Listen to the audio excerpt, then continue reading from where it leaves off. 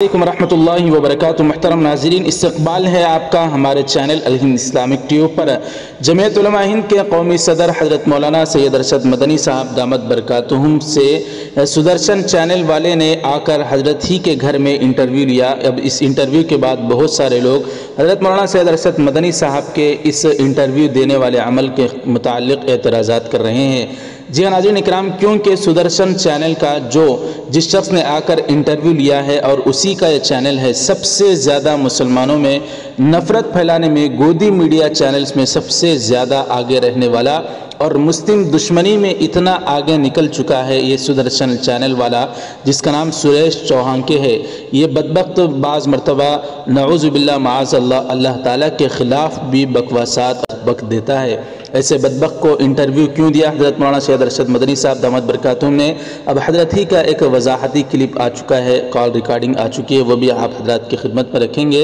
ऐसे में दारुल उलूम देवबंद के नौजवान फाजिल आलिम दीन हज़रत मौलाना डॉक्टर यासिर नदीमुल वाजिदी लिखते हैं, सैयद अरशद मदनी के सुदर्शन को दिए गए इंटरव्यू की हिमायत किसी सूरत नहीं की जा सकती है। ख़्वाह उन्होंने कितने ही मस्कत जवाबात दिए हों, एक गुस्ताख रसूल और मुसल्लमा दहशतगर्द के ख़िलाफ़ कानूनी चाराजोई की जाती है, अपने बराबर बिठाकर इज़्ज़त नहीं दी जाती।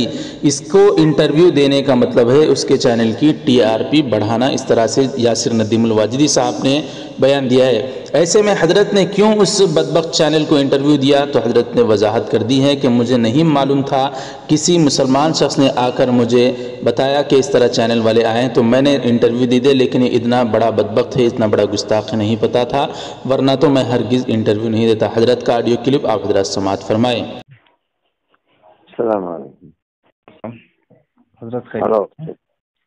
अल्लाह को फरमाइए। हजरत, मैं एक्सप्रेस न्यूज़ भारत से बात कर रहा हूँ, इंटरव्यू के लिए बात करना चाह रहा था। आए? एक्सप्रेस न्यूज़ भारत से बात कर रहा हूँ, अबरार रहमान। अच्छा, फरमाइए। हजरत, इंटरव्यू चाह रहे थे हम भी थोड़ा सा एक।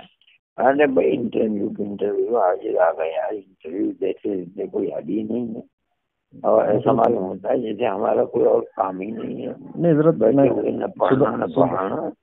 सुदर्शन पर देखा था। वो सुदर्शन पर मैंने नहीं दिया था, वो तो आकर के बैठ गए, और वो जो एक आदमी मुसलमान था उस बदनसीब ने मेरे साथ ये सब किया। ये तो हजरत ये वैसे भी संगी चैनल है तो वो अच्छा नहीं मैसेज। मैं जानता हूँ, मुझे अगर पहले से पता चलता कि ये आदमी ये है और ये है, मैं तो कभी वो इतनी बड़ी दाढ़ी आदमी मालूम हो जैसे कोई पारसा है, और वो मक्कार था, उसने ला करके बैठा दिया मैंने।